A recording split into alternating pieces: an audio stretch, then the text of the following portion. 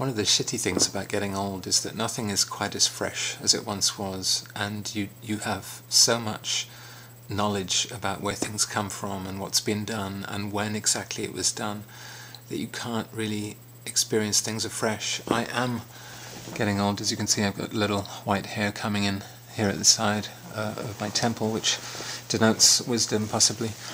It also denotes a certain kind of disenchantment and a difficulty in experiencing freshness. And I noticed this last night. I was at a friend's house. Some Japanese friends were having gyoza, and I picked up a book called Icelandic Art Today, published by Hatje Kantz. So I know very little about Icelandic art, and that made it interesting. This book is mostly it's 50 contemporary Icelandic artists, which means, I guess, it's from like a couple of years ago. Probably they've experienced the meltdown in the financial world, and perhaps the Icelandic art is changing even now. But what interested me was the introduction, and I looked at the illustrations in the introduction, and I saw this work, which is by Sigurjón Johannsson, and it's called What is the Matter? And it's a collage made in 1965. And of course I couldn't look at that without thinking of the British artist Richard Hamilton, who made a very famous collage in 1956, which is called Just What Is It That Makes Today's Home So Different, So Appealing? And there's a woman with her arm raised, sitting on a sofa. To me, it's very similar. There isn't a muscle man, but they're both reactions to, I suppose, American consumerism in the post-war period. It just seems to have taken 9 years more for this theme and this technique to have reached Iceland. It's not as if it was invented by Richard Hamilton, although I do consider him the inventor of pop art. The collage technique was Paolozzi had been playing with it, and before Paolozzi, Max Ernst, a slightly different period in the Surrealism times, but it's very clear that Johansson and Hamilton are really using it to the same end of a kind of ambivalent critique of consumerism. So anyway, I continued looking through this book, and I saw this image, which is of a kind of installation at the edge of the sea, made in 1978 by Barney Thoraninson, and it's called Question 1 to 10. It's a detail of a photograph of some, well, it's land art, isn't it? And it's, you know, anybody who knows anything about land art will recognize that it's very similar to Robert Smithson's Spiral Jetty in 1970, which he made at Great Salt Lake in Utah.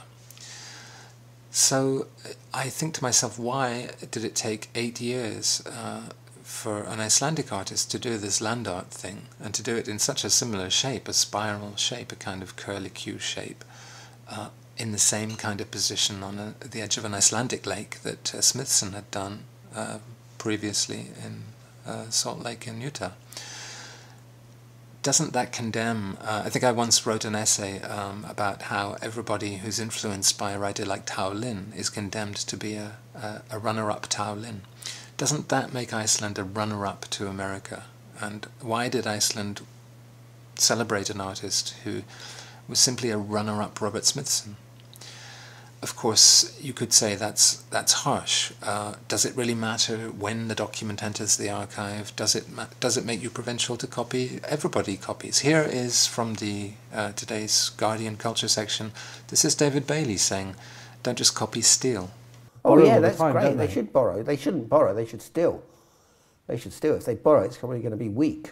And if they copy, it's going to be weak. If they steal it and make it their own, I got nothing against people stealing things. Avedon, Penn, Bill Brandt, Cartier-Bresson, Uncle Tom Cobley, that glass, everything is an influence. I mean, and if you don't steal everything, you can never do it. I mean, people who think they can just be original, you can't. Well, I agree with what David Bailey says there, and I've certainly done my fair share of stealing and recontextualizing things. I do think there's a certain minimum effort you need to make to put things into a new context, but possibly even history and different countries do that for you anyway. I mean, by the time it reached Iceland, was the Spiral Jetty somehow localized? Was it in a new context? Was it sufficiently fresh?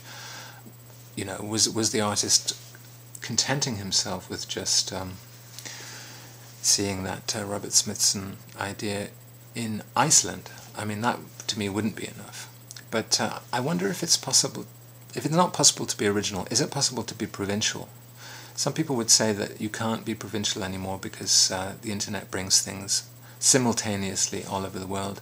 Or if you are provincial, perhaps you've got to do it deliberately. You've got to withdraw somehow, or decide, like Goody Pal says, you've got to decide to originate things locally rather than read the art magazines and just copy what's in there. Can you be provincial? I'm kind of interested in the travellers' tales, the weird and wonderful tales people brought back in the 16th, 17th, 18th centuries from far lands.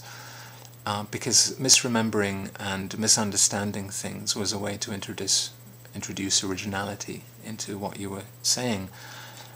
It doesn't seem to me there's enough misunderstanding or misinterpretation built into that Icelandic version of Robert Smithson to really qualify it as a new work of art. And I think it does matter.